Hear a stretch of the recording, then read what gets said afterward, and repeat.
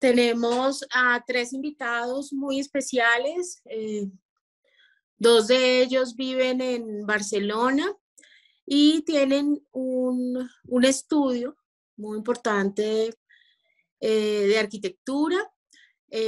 Son María Pía Fontana y Miguel Mayorga. María Pía Fontana es profesora de la Universidad de Gerona, doctora en proyectos arquitectónicos y tiene un posgrado en proyectación urbanística. Es arquitecta de la Universidad de Nápoli y Miguel Mayorga Cárdenas es profesor de la Universidad Politécnica de Cataluña de Barcelona. Es doctor en urbanismo y gestión del territorio, máster en proyectación urbanística y arquitecto de la Universidad Nacional de Colombia. Él ha sido asesor y director de proyectos de la alcaldía o del ayuntamiento en Cataluña, en Barcelona, y son profesores colaboradores y actualmente investigadores sobre cultura visual, arquitectura, ciudad, fotografía, y están trabajando sobre la habitabilidad y sostenibilidad arquitectónica y urbana con el uso de las nuevas tecnologías y nuevas modalidades de procesos técnico-participativos en el desarrollo de proyectos urbanos, equipamientos y centros y entornos escolares con énfasis en el diseño del espacio público y colectivo. Ellos dos son socios de Mayorga Fontana Arquitectos y para este proyecto que van a presentar actualmente está acompañándolos el arquitecto Sergio Rodríguez, quien es profesor aquí en Colombia y pues están trabajando juntos en esta iniciativa. Ellos nos vienen a presentar una propuesta muy interesante de cómo hacer análisis urbanos para la sostenibilidad de las ciudades desde la tecnología. No sé si están aquí ya nuestros invitados. Bueno, el proyecto se llama City View Lab y de lo que se trata es esto, de unos análisis para proyectar ciudades más habitables. No sé si nuestros invitados ya se encuentran en la sala, María Pía, Miguel, Sergio. Bueno, voy a preguntarles si no tienen todavía acceso. Voy a preguntarles por acá por el chat.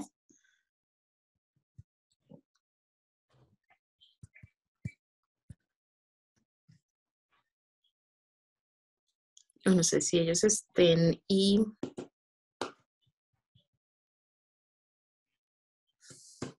Esperemos que se conecten o que nos avisen para ver si les damos las facultades.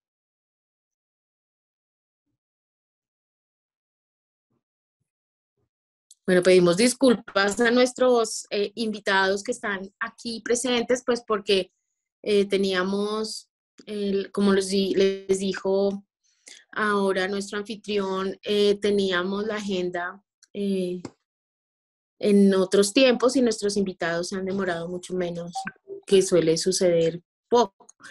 Entonces esperemos unos minuticos mientras logramos que se puedan conectar o que nos avisen que ya están conectados. Hola. Hola, María Pía. ¿Qué tal? Hola, María Pía y Miguel. Sí. ¿Cómo están? Bienvenidos. Ya hice la presentación de ustedes. No sé si Sergio también ya se encuentre en la sala. Jorge. Perdón, Jorge. Sí, Jorge Rodríguez. Sí. Si se encuentre en la sala. Ah, bueno. ¿Y él tiene ya las facultades o no tiene facultades para poder...? Ya tiene todo. Sí, tiene todo. Sí, bueno, sí. Entonces, bienvenidos. Les pedimos disculpas porque nos adelantamos, pero eso de pronto nos da pie para que puedan de pronto aprovechar un poco si alguien tiene alguna pregunta. Entonces, muchísimas gracias por participar en esta Semana Colombo-China que se está organizando desde pues, nuestro país, en asocio pues con las universidades y los gobiernos chinos. Tenemos 3 ciudades hermanadas y 2 provincias, y eso nos permite estrechar mucho más estos lazos de amistad y sobre todo en estos temas que son tan interesantes y que ustedes han trabajado también de hacer más habitables y más sostenibles nuestras ciudades. Entonces, bienvenidos y ya los dejo con el auditorio. Muy bien, Muchas gracias. Bueno, entonces empezamos y a ver si Jorge ya se conecta, ¿no? Lo hacemos así. Vale, entonces compartimos pantalla. Mira, dice que el anfitrión inhabilitó la función de compartir. Nos deberían dar opción de compartir. Bueno, ya solicitamos, porfa, que nos ayuden con las opciones para compartir, Sí. por favor. Sería ponernos como moderadores o presentadores o algo así.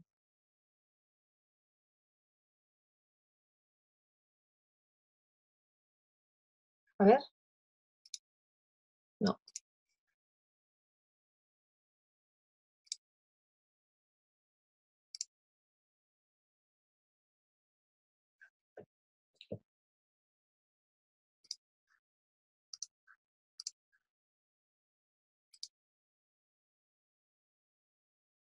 No nos deja.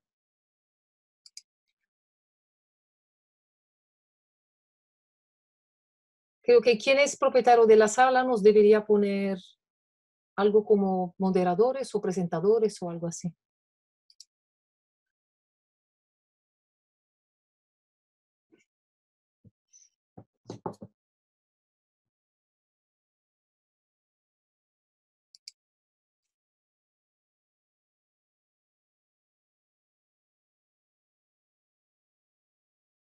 Podemos grabar nosotros. Están grabando, ¿verdad? Y aquí también.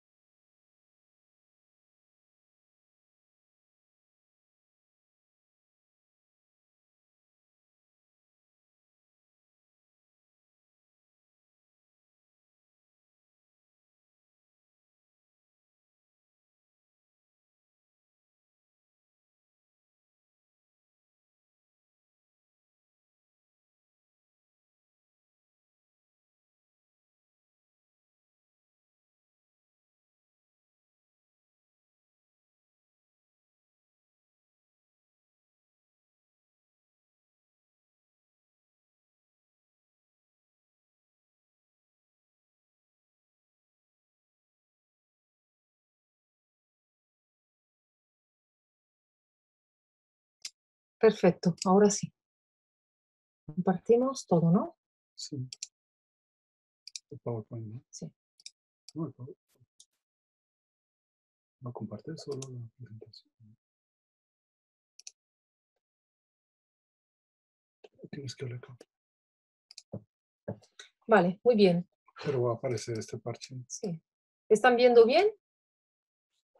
¿Sí, no? Bueno, consideramos que si no dicen nada y que avanzamos. Sí.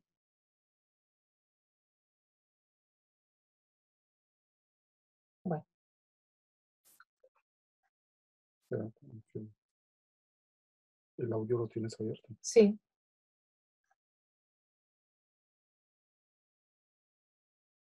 ¿Nos están escuchando bien? Sí, los escuchamos bien. Perfecto. Muy bien, gracias. Bueno, empezamos. Entonces, buenas tardes de ahí, aquí es de noche. Primero que todo, agradecemos muchísimo la invitación a este evento. Yo creo que siempre es un placer poder compartir las experiencias y aprendizajes que llevamos haciendo aquí desde Barcelona. Somos María Pía Fontana, Miguel Mayorga y Jorge Rodríguez, que se conectará ahora en unos minutos. Y vamos a presentar un poco los avances de un laboratorio de urbanismo que tenemos aquí en Barcelona, donde de una manera compartida trabajamos dos arquitectos y un ingeniero de telecomunicaciones, especialista en datos, que de alguna manera nos permite enfrentarnos a unos nuevos retos de la ciudad a partir de una nueva visión de un urbanismo más dinámicos, más atentos a los comportamientos y que permite recoger una serie de informaciones que gracias al trabajo con nuevas tecnologías permite dar una visión más amplia a las problemáticas que normalmente se daban. Sí, básicamente nuestro grupo de trabajo que compartimos, como dice María Pía, con Jorge Rodríguez, pues tiene esta lógica de tratar de actualizar los instrumentos con los que trabajamos. Los que trabajamos en arquitectura y urbanismo y en general el problema de las ciudades y que no son solo las disciplinas de siempre, ¿no? La arquitectura, la ingeniería, sino también otras ciencias que también se ocupan del urbanismo, de repente nos encontramos con muchas cosas que han cambiado, ¿no? Entonces, la propuesta nuestra y que ha venido por parte de nuestra experiencia también como docentes, nosotros somos profesores universitarios, pero también tenemos trabajo profesional, pues nos hemos dado cuenta que hablar de las nuevas tecnologías que ya no son tan nuevas es importantísimo. Es decir, vivimos en un medio urbano donde hay muchas formas, muchas plataformas donde se distribuye información. Todos vivimos de alguna manera inmersos dentro de un mundo donde tenemos móviles, smartphones, que todos, si supiéramos que la cantidad de información que se está distribuyendo a partir de por lo menos los 10 sensores que tiene un smartphone, pues sería una cosa increíble. Siempre se habla de que hay un impacto de las nuevas tecnologías en las ciudades y las ciudades siempre han estado influidas por los cambios tecnológicos. Podríamos hablar de las ciudades del agua, de las ciudades del ferrocarril, de las ciudades del tranvía, de las ciudades del automóvil, y ahora precisamente estamos inmersos dentro de otros cambios.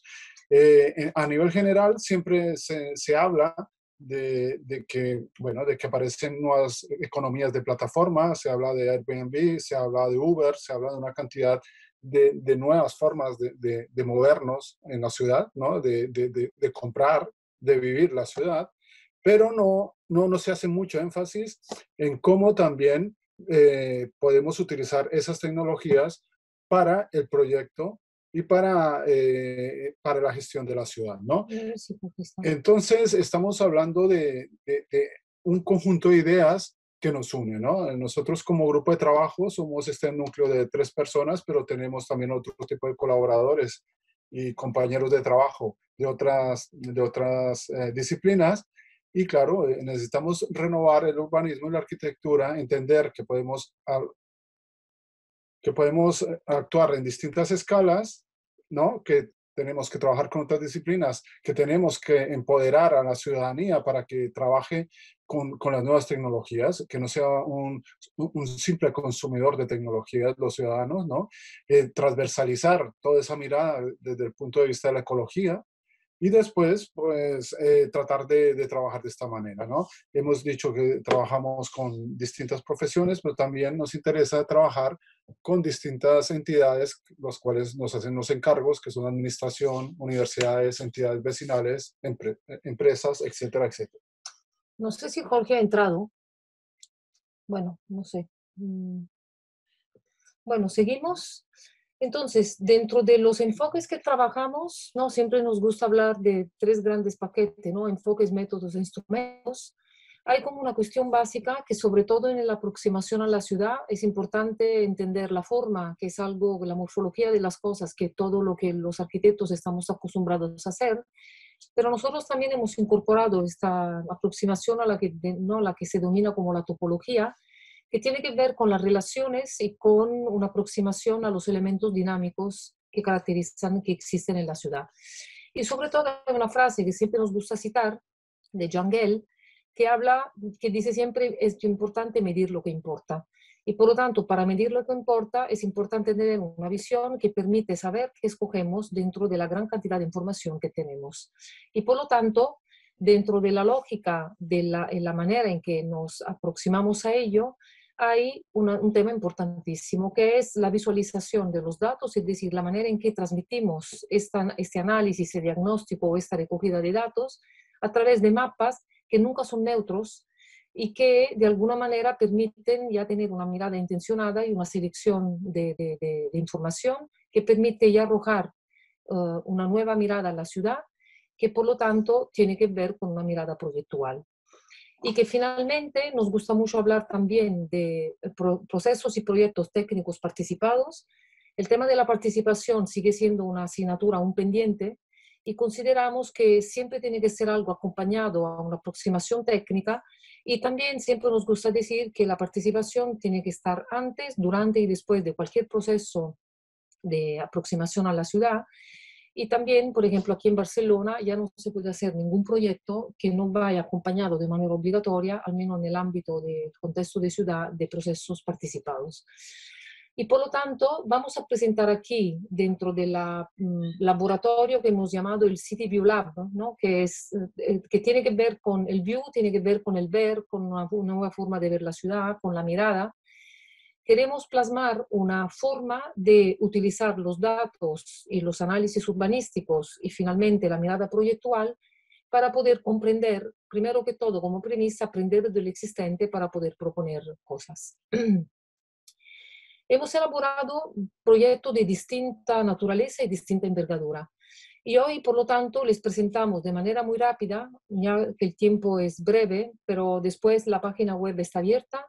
También nos gusta ser bastante generosos en el compartir el trabajo que hacemos y por lo tanto todo tiene un acceso directo. Después de esta presentación cualquier persona podrá entrar al laboratorio y ver las cosas que hemos hecho. Pero aquí planteamos una tipología de proyectos que son estos 4. El primero de ellos, y todo parten de preguntas, es decir, por ejemplo, en el primer caso, ¿cómo podemos promover el reconocimiento del patrimonio urbano arquitectónico? Estamos también en América, ¿no? Ahora no sé si en Bogotá, en Barranquilla, pero sobre todo, hemos visto que en el evento hay también un homenaje a Carlos Bell, y yo creo que en ese sentido, el presentar, por ejemplo, este primer proyecto que hemos llamado Registro Visual de Arquitectura Urbana, esa es una plataforma interactiva, proyecto de investigación en colaboración con la Universidad Politécnica de Cataluña y que fue el primer trabajo que hicimos en colaboración precisamente con Jorge, el ingeniero con el que colaboramos ya de manera asidua y dentro de un contexto más amplio de un grupo de investigación de la Politécnica con Cristina Gastón como investigadora principal. Entonces aquí hay como una serie de aproximaciones que permiten, esto por ejemplo es una navegación que aquí veo que va un poco lenta, supongo por la conexión, por ejemplo en la ciudad de Bogotá, donde se identifican toda una serie de edificios, se parte de una selección a partir de una búsqueda en archivos, se define clarísimamente el objeto de estudio, ¿no? Que en este caso es un atlas urbano de proyectos de arquitectura moderna con carácter urbano, y se identifican 8 ciudades, de momento están desarrolladas 5, donde se seleccionan una serie de proyectos que tienen una característica. Tienen que ser en pie, son arquitecturas urbanas y también hay un tema muy importante, juntamos la fotografía con la arquitectura. Y por lo tanto en esos proyectos el objetivo es mostrar arquitecturas, pero también las personas y los protagonistas que la han fotografiada y por lo tanto a través de los cuales hemos aprendido, ¿no?, a ver arquitectura.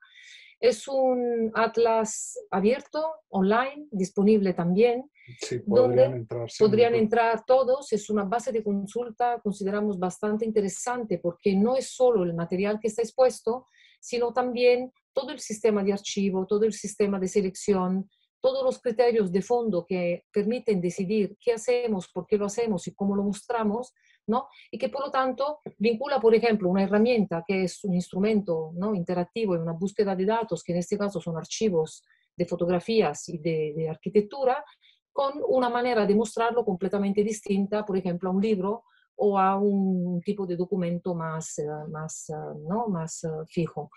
Obviamente esto nunca sustituye lo otro, pero permite un tipo de navegación más libre, siempre basada en el rigor, ¿no?, de la investigación. Después de esto, el segundo proyecto, aquí. Sí, este otro proyecto, ya hemos hablado por un lado de cómo podemos usar estas herramientas tecnológicas para fomentar el conocimiento del patrimonio, sobre todo desde una mirada operativa, porque no nos interesa el patrimonio solo como historia, sino también como una realidad que hace parte de nuestras ciudades.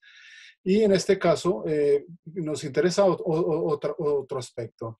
Esta imagen que ustedes ven acá es una imagen de la reivindicación del espacio público para los niños y para las niñas en los entornos escolares, y es una actividad de reivindicación que ya lleva bastante tiempo haciéndose en ciudades españolas y en Barcelona.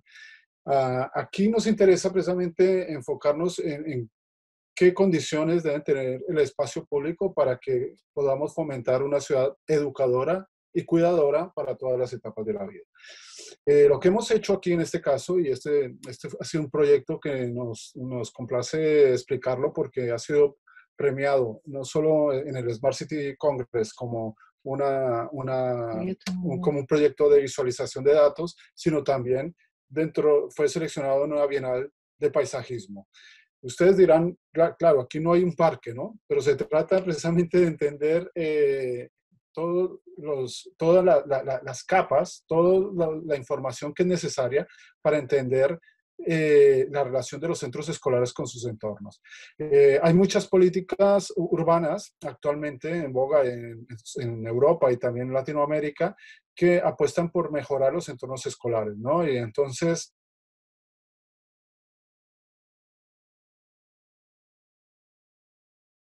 pues exigen unas miradas y como aquí hay propuestas, que unas son los caminos escolares, es decir, tratar de fomentar rutas peatonales para los niños para que tengan autonomía en su desplazamiento y una movilidad activa, que esto ayuda para la salud, ayuda también para que ellos como ciudadanos aprendan de la ciudad y demás.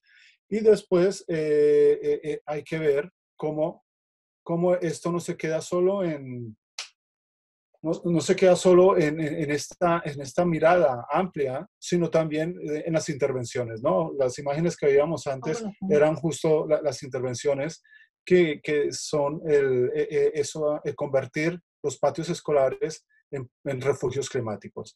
Nuestra propuesta parte de esa idea, ¿no? Si hay políticas que son la mejora de los centros escolares y de los patios escolares como refugios climáticos, y hay caminos escolares, pues ¿por qué no pensar que podemos tener una infraestructura de escala ciudad que sea de refugio climático? Entonces, hemos titulado esta propuesta como una red de refugio climático escolar.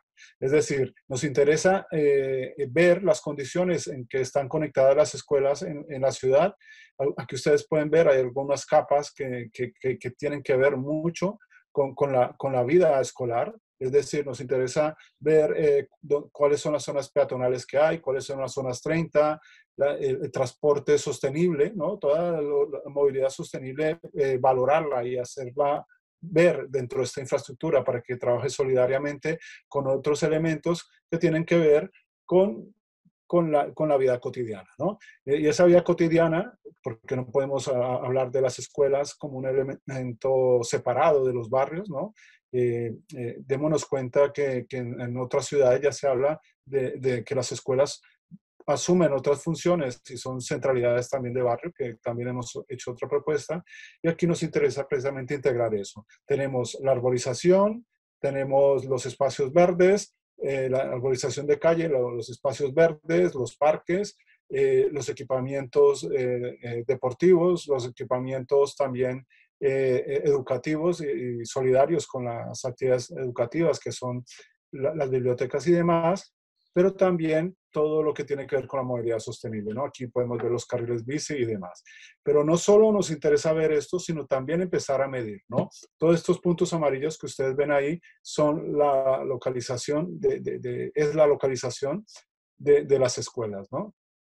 Aquí ven los carriles de bicicleta y demás, pero también nos interesaba ver otras cosas, porque si ya tenemos localizadas las escuelas, tenemos localizado dónde están las zonas verdes y demás, también nos interesa ver otra cosa, ¿no? María Pía hablaba precisamente de la importancia de la morfología y la topología. La morfología es la forma de la ciudad, la forma de las manzanas, la forma de las calles, la forma del territorio y aquellas cosas que vemos fácilmente. Pero también hay unas topologías. Las topologías son las relaciones que se dan sobre ese territorio.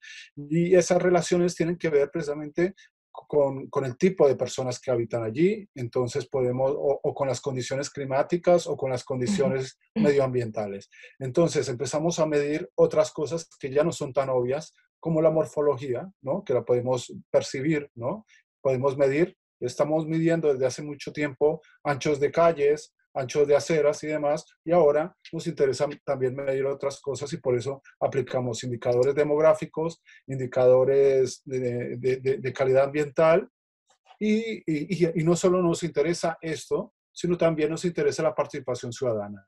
Ustedes aquí pueden ver, esta es la simulación de alguien que se está cuestionando que por qué en su calle no hay árboles, ¿no? A pesar de que hay una escuela, pues puede aquí hacer un dibujo, introducir unos datos y enviar este dibujo, aquí puede guardar el dibujo y enviarlo a la entidad responsable para que se haga caso de ese requerimiento, de esa exigencia por parte de los vecinos, y esto se vuelve en ese sentido una herramienta de ciencia ciudadana. Es decir, todos sabemos que con 38 grados de temperatura tenemos fiebre, pero a lo mejor no sabemos que con 65 decibelios para arriba tenemos un ruido molesto para la vida cotidiana, ¿no? Entonces, si empezamos a entender la ciudad como un organismo que funciona de esta manera y con unas condiciones y unos indicadores, y esto no solo se vuelve una información que manejan las instituciones encargadas de la administración, sino también los mismos vecinos, pues logramos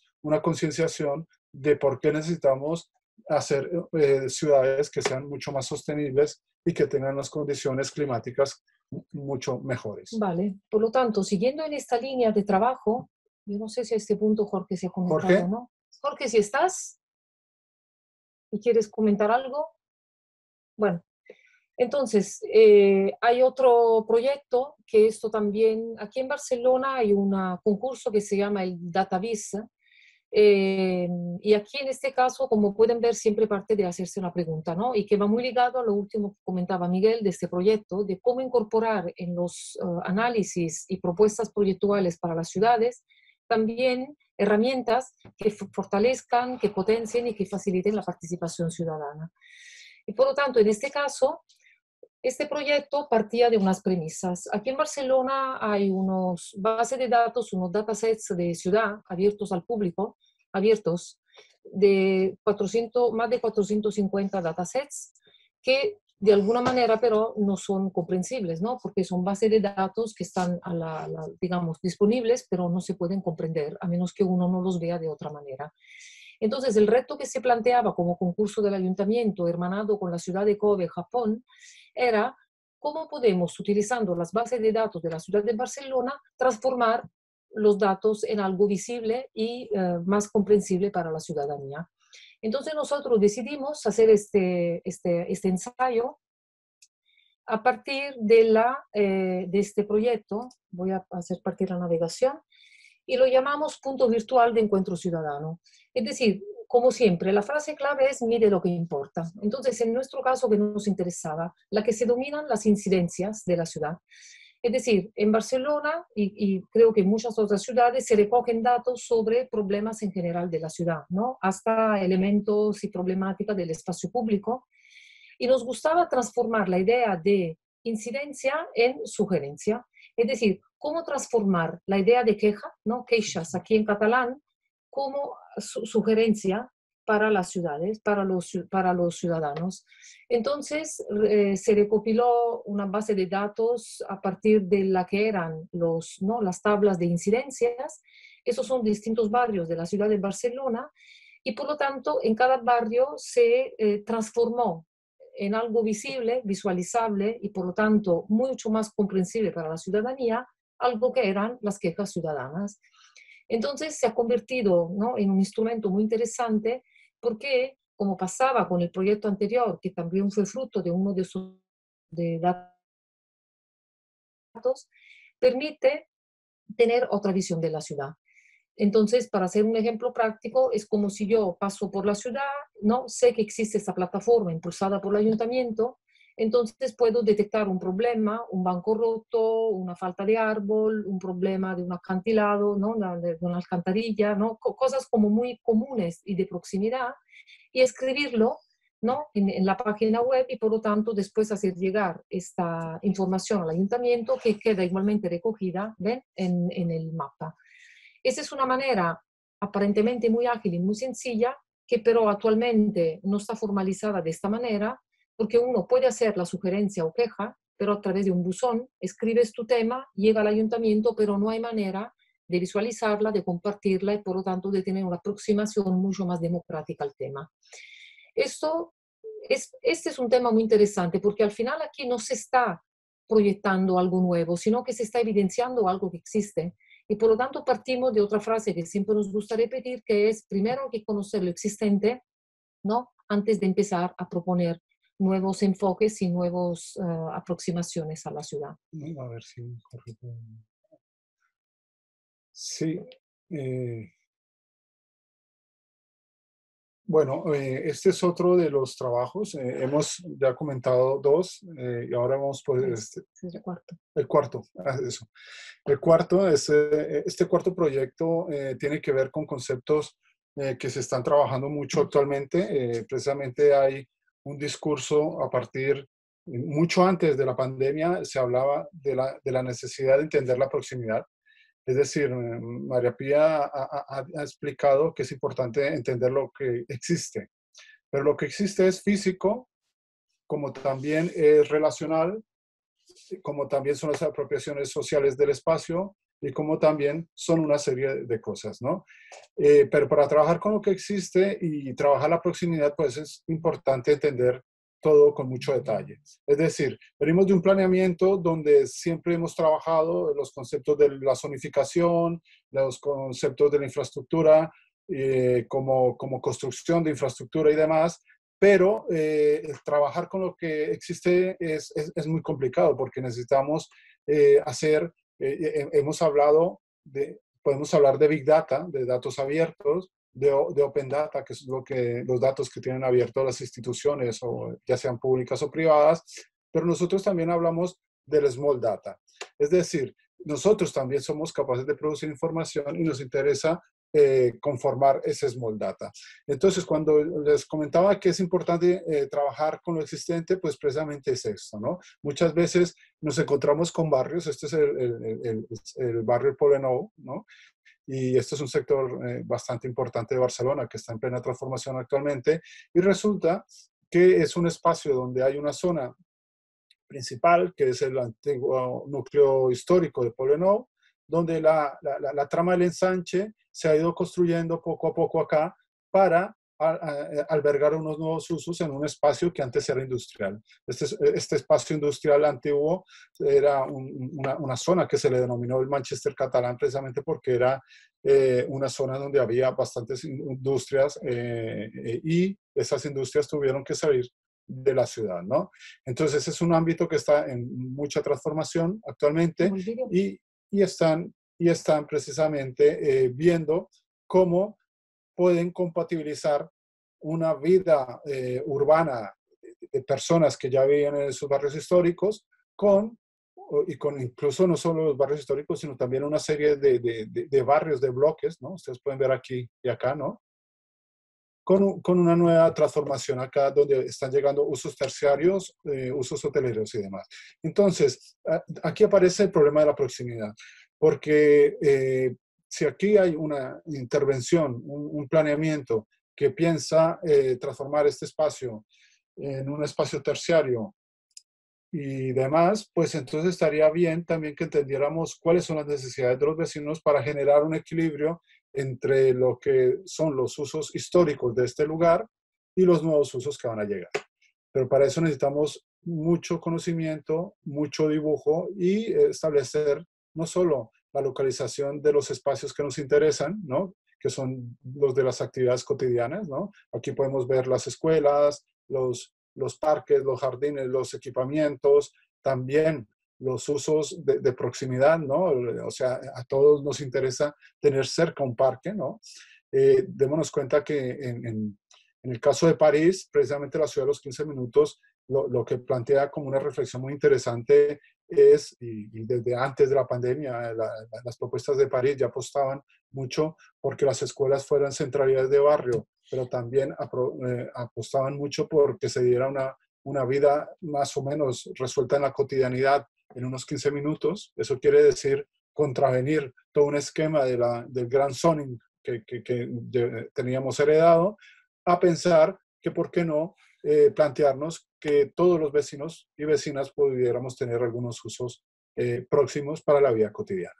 Entonces aquí ustedes pueden ver, pues aparecen toda una serie de localizaciones de los comercios de proximidad, los perímetros de los barrios, las calles principales que conectan estos barrios y demás, para llegar a hacer un balance de cómo funciona en realidad esta idea de centralidad de barrio en torno a los centros escolares.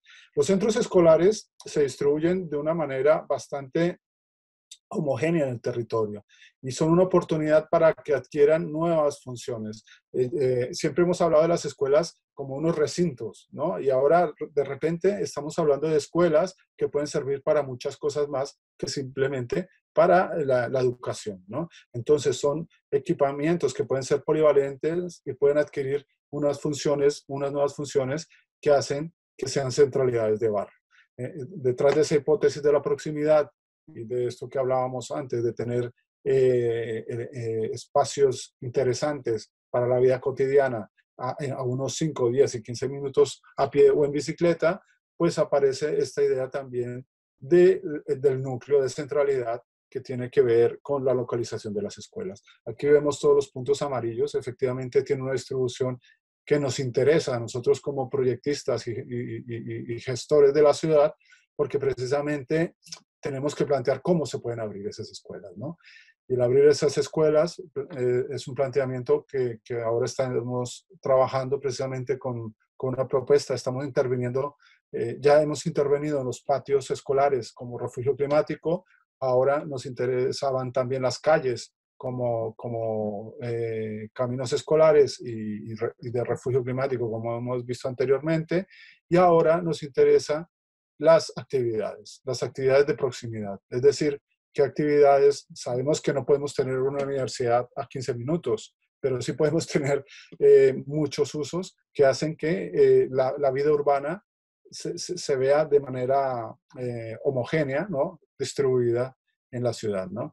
Este es el caso de Poblenou. Aquí podemos ver lo que ustedes ven en verde son los espacios públicos, los parques, y los puntos amarillos son la localización de las escuelas, ¿no? Entonces, desde esta escuela hemos generado este motor con ayuda del trabajo de Jorge Rodríguez, de hacer un motor de isócronas, es decir, establecer a 1, a 5 y a 10 minutos a pie que nos encontramos, ¿no? Cuando hicimos este trabajo de proximidad, nos interesaba mucho entender no solo aquellos espacios que han equipamientos, sino también otros espacios que sirven para la ciudad de los cuidados. Cuando estábamos en pleno COVID, aquí las políticas del ayuntamiento apostaban a que debíamos tener en cuenta una relación entre centros escolares, centros de salud de proximidad y también farmacias, porque eran los sitios donde se podían adquirir los test para el COVID y demás, ¿no? Entonces, ustedes pueden ver en esta animación, de alguna manera, cómo este motor de búsqueda, ¿no? Haciendo foco en una escuela, que es el Centro Escolar Brasil, pues podemos ver qué equipamientos de esos de primer orden están más cerca, ¿no? Entonces, podemos hablar en el caso aquí de España y de Barcelona, pues resulta que las escuelas públicas no cerraron por el COVID. Se trató de mantener al máximo tiempo las escuelas abiertas porque era una forma de generar una justicia social y dar la posibilidad de que los padres, que tendrían que verse obligados muchos a trabajar en casa, pues pudieran tener unas condiciones mejores, ¿no? Incluso todos sabemos que aquí estamos hablando de muchas escuelas públicas. Las escuelas públicas son un espacio importantísimo para la justicia social, porque precisamente aquí las jornadas son de mañana y tarde y la comida se da también en las escuelas, ¿no? Entonces, démonos cuenta que si fallaba este elemento clave dentro del sistema de usos y de actividades cotidianas, pues podía haber muchos daños, ¿no? A nivel económico y social. Entonces, efectivamente, esta es la forma de trabajo que hemos planteado. No, que parece que Jorge ya ha entrado. No sé si le pueden dar Sí, apertura del micrófono para que al menos comparta unas reflexiones con nosotros, sí, Jorge. ya que este es el último proyecto y hemos prácticamente acabado y básicamente, Jorge, Jorge. Hola, hola, ¿qué tal? Hola, ¿qué ¿qué tal? tal? Mira, aunque sea al final, 3 minutos. Sí, no, simplemente pues, compartir esta reflexión, ¿no? Un poco que pues, la tecnología, ¿no? Hoy en día debe ir un poco de la mano, ¿no? De los datos, de la arquitectura, del urbanismo, porque, ¿no? La cantidad de datos que se generan, que se almacenan en administraciones o empresas, es importante poder visualizarlos de una forma espacial, ¿no? Y digamos que esta forma es la que te puede dar esa distinción de cómo entender un lugar concreto y poder sacar las conclusiones adecuadas. Entonces, un poco en este sentido. Bueno, nosotros sí, en este sentido, claro, la colaboración entre distintas disciplinas, ¿no? Entre arquitectura, urbanismo. Nosotros aquí estamos mostrando la parte de las plataformas, pero en muchos casos después se llega a proyectos Proyectos, sí. arquitectónicos A planes, programas o o proyectos. proyectos, por ejemplo, en el caso de las escuelas se llega a materializar, ¿no? Algún tipo de intervención física, ¿no? No es este ahora el contexto en el que te queríamos explicar los proyectos, pero sí llegar como a la idea que es la síntesis de todo esto, ¿no? ¿Qué es lo que finalmente se quiere promover con todo esto? Primero que todo, el trabajar de nuestra parte son 6 años ya, ¿no, Jorge? Hemos fundado este City View Lab. No solo somos nosotros tres, siempre hay distintas personas que participan. Incluso hemos invitado a médicos. Ahora, por ejemplo, con el tema del cambio climático es importante tener parámetros. Es clave esta frase de Yangel de saber medir lo que importa. Yo creo que hay dos frases que nos repetimos siempre que no son nuestras y nos interesa mucho destacar. Esta frase de Yangel que dice que hay que medir lo que importa. Es decir, eso tiene que ver con lo que decía Jorge. Jorge decía que claro, que hay mucha información, pero hay que tener hipótesis, ¿no? Ahora está muy de moda los cursos de data scientist, pero una cosa es ser un data scientist y otra cosa es tener una hipótesis de transformación de la ciudad, ¿no? Y esas hipótesis hay que trabajarlas para conseguir resultados, ¿no? En ese sentido... Sí, aquí ahora en Barcelona se lleva mucho, ¿no? La ciencia ciudadana, ¿no? Entonces, queremos en la ciencia ciudadana, pero debe haber una guía, ¿no? Y hacer que la ciudadanía también pueda tener un criterio en el cual pueda expresarse, ¿no? Y en un mismo marco en el cual hace la administración. Entonces, a través de eso se crearía esa comunidad en la cual el ciudadano puede afectar a la administración y tener una visión conjunta de la ciudad y de los sitios. Y por esta razón hablamos siempre de una aproximación técnico-participada. Es decir, consideramos que la ciudadanía y los técnicos tenemos que ir de la mano, nunca tener que renunciar a nuestro papel como, ¿no? Personas que queremos también transformar las ciudades, ¿no? A veces se pasa al extremo opuesto de prácticamente dejar, ¿no? Sin proponer porque parece que esto ya no va bien. Y al contrario, es un tipo de urbanismo comunicable, informado y participativo. Es decir, hay que informar y formar para que finalmente todo esto pueda revertir. Claro, en este sentido es importante las plataformas porque digamos que la ciudadanía puede hacer seguimiento de aquello que ella quiso hacer.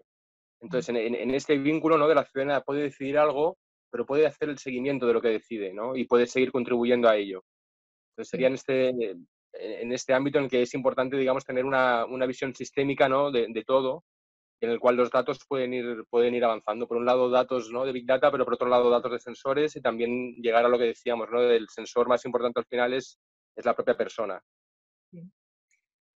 En fin, esta era un poco la reflexión que queríamos compartir. Esos 10 minutos más, Marcela, nos han ido bien, porque como ves, al final había mucha cosa y hemos intentado sintetizar al máximo. Pero nada, para cualquier cosa, en el City View Urban Lab pueden clicarlo y hay toda la información ahí. Y nada, con esto nos despedimos realmente agradecemos haber tenido la posibilidad de estar en esta, a lo mejor dejamos de compartir, así los volvemos a ver. Aquí está Jorge también. Sí, sí. Y bueno, y nada más. No sé si hay algún tipo de comentarios o preguntas o lo dejamos así.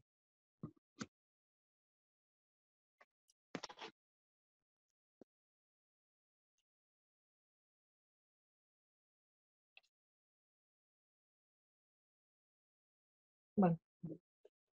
Bueno, Marcela. Ok, bueno.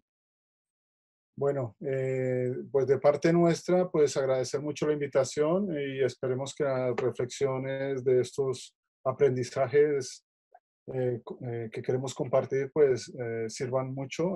Sabemos que hay muchas investigaciones en curso, hay muy buenas experiencias por Colombia y estaría muy bien, por ejemplo, en el caso de Barranquilla, ¿no?